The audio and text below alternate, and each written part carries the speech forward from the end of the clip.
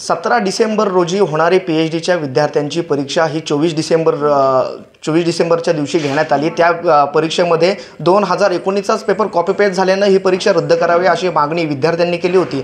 तीच परीक्षा 10 जानेवारीला म्हणजे आजच्या दिवशी घेण्यात आली आणि त्याच परीक्षेमध्ये पुन्हा गोंधळ झाल्याची जी घटना आहे ती समोर आलेली आहे। पेपर जो आहे तो फुटल्याचा आरोप विद्यार्थ्यांनी केलेला आहे। या सगळ्या संदर्भामध्ये आपल्याशी बोलण्यासाठी शिवसेनेच्या नेत्या सुषमाताई अंधारे आहेत।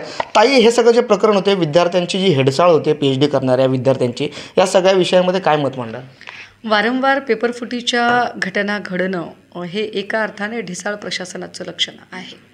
विद्यापीठ पातळीवरून ज्या परीक्षा ऑर्गनाईज केल्या जातात त्या परीक्षा ऑर्गनाईज करताना घ्यावयाची काळजी कदाचित नीट न घेतल्यामुळे ह्या घटना घडतात। पण महत्त्वाचा प्रश्न असा निर्माण होतो की या सगळ्यांमुळे ज्या विद्यार्थ्यांनी परीक्षा देण्यासाठी प्रवेश शुल्क भरलेले असते, काही काय म्हणता येईल त्याला की काही डिमांड ड्राफ्ट काढलेले आहेत, काही परीक्षा फीस भरलेली आहे किंवा पुण्यासारख्या ठिकाणी ती परीक्षा, कारण ती परीक्षा साधारण शहरांमधून होत नाही, ती जिल्ह्याच्या ठिकाणी होते।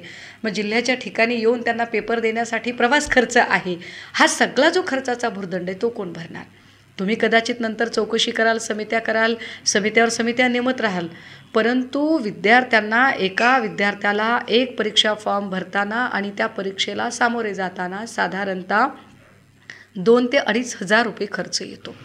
आणि जिथे कुठे 50 जागा असतील तर 50 जागांसाठी किमान 10,000 पोरं परीक्षा देत असतात। त्या 10,000 पोरांचा 10,000 गुणिले 2,500 हा जो सगळा जो आर्थिक व्यवहार आहे, हा आर्थिक व्यवहार कुणाच्या फायद्याचा आहे? वारंवार विद्यार्थ्यांना का बरं या सगळ्या गोष्टींना सामोरं जावं लागतं? मला वाटतं याचाही विचार केला गेला पाहिजे। बार्टी सारथी महाज्योती यांच्या किती दिवस झाले त्यांच्या याद्या तयार झाल्या, संशोधक विद्यार्थ्यांच्या याद्या डिक्लेअर झाल्या, संशोधक विद्यार्थ्यांचे संशोधनाचे विषय निश्चितीकरण झालं, पण एवढं होऊनही त्यांची जी छात्रवृत्ती देणे अपेक्षित आहे ती छात्रवृत्ती मात्र दिलीच गेली नाही।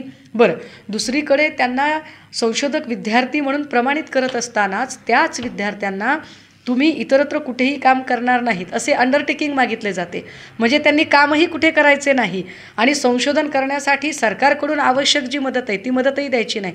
बरं, ती मदत काही कुठला मंत्री आपल्या खिशातनं देतोय का? तर अजिबात नाही।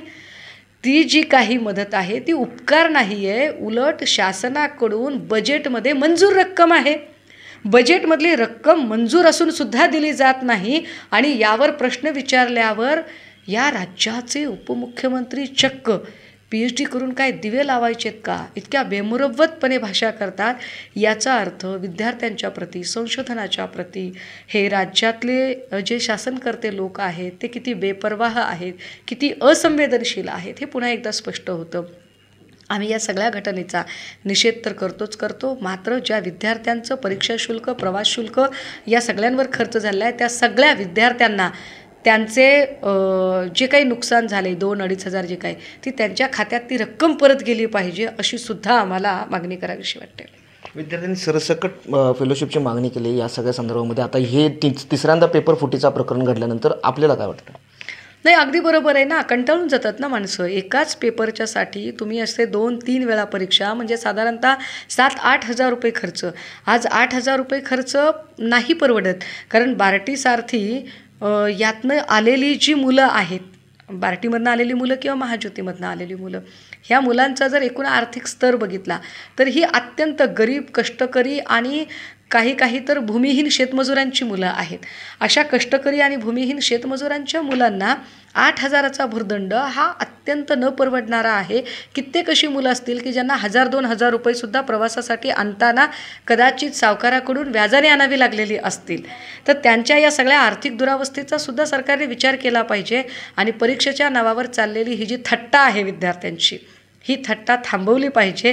कारण पीएचडी करणारे विद्यार्थी काय दिवे लावणार असं असंवेदनशील वक्तव्य जरी तुमच्याकडून होत असेल तरीसुद्धा परीक्षा व्यवस्थेच्या मध्ये तुम्ही काय दिवे लावत आहात, सरकार म्हणून काय दिवे लावले जात आहेत, त्याचा उजेड सगळीकडे पडलेला आहे आणि त्याचा सावळा गोंधळही लोकांच्या समोर आलेला आहे। परीक्षेच्या नावाखाली विद्यार्थ्यांची जी थट्टा लावली आहे ती थट्टा शासनानं लावू नये असं आव्हान जे आहे ते सुषमाताई अंधारे यांनी केलेले आहे। मॅक्स महाराष्ट्रासाठी मी सागर अलकुंटे, पुणे।